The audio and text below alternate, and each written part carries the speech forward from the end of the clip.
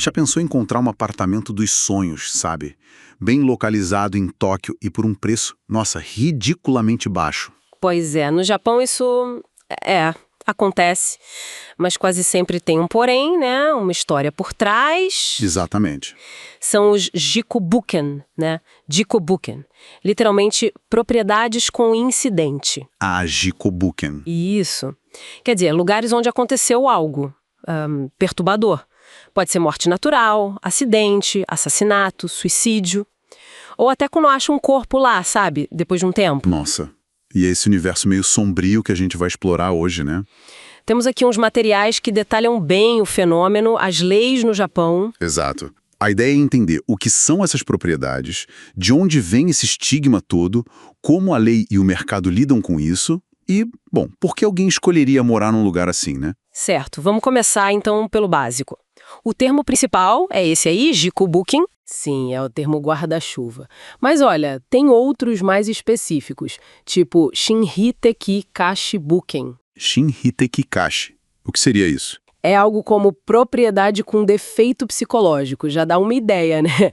O impacto não é só físico, é psicológico e espiritual. Defeito psicológico? Uau. É bem direto. Imagino que tenha, tipo, categorias para esses incidentes. Tem sim, e bem detalhadas. Por exemplo, jikoshi é para morte acidental. Acidental, tipo, uma queda? Isso, outros acidentes. Aí tem shitai haken, que é quando um corpo é descoberto lá, talvez dias, semanas depois. Nossa Senhora. Jinkaku haken é quando acham ossos humanos. E tem até termos para tipos de suicídio, como kobitsuri de sasatsu, que é enforcamento. Caramba, que especificidade. Fiquei sabendo que algumas imobiliárias usam até estrelas, né, para classificar a gravidade. Tipo, de 2 a 7 estrelas. Usam sim. Parece meio frio, né? Classificar uma tragédia, assim. É um pouco mórbido, talvez. Pode ser, mas é uma forma que o mercado achou para lidar com o estigma, de um jeito pragmático. E esse estigma, ele vem de longe, tem raízes culturais bem fortes. Do shintoísmo, você diz? Aquela ideia de pureza? Exato. No shintoísmo, a morte é vista como kegare, uma impureza que contamina o espaço físico. E tem o budismo também, né?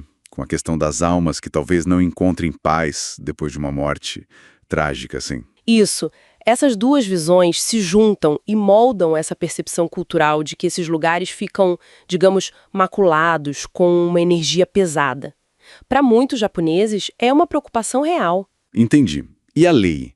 Como a lei japonesa lida com isso? Porque esconder uma informação dessas deve dar problema, né? Sim, dá. A lei exige que o proprietário informe o primeiro inquilino ou o comprador se houve um incidente grave no imóvel, morte não natural, por exemplo. Peraí, só o primeiro? Pois é, essa é a brecha.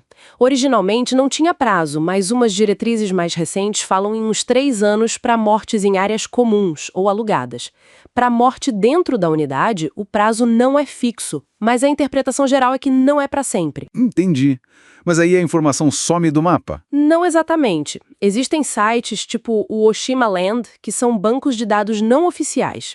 Eles mapeiam o jikobuken pelo Japão todo.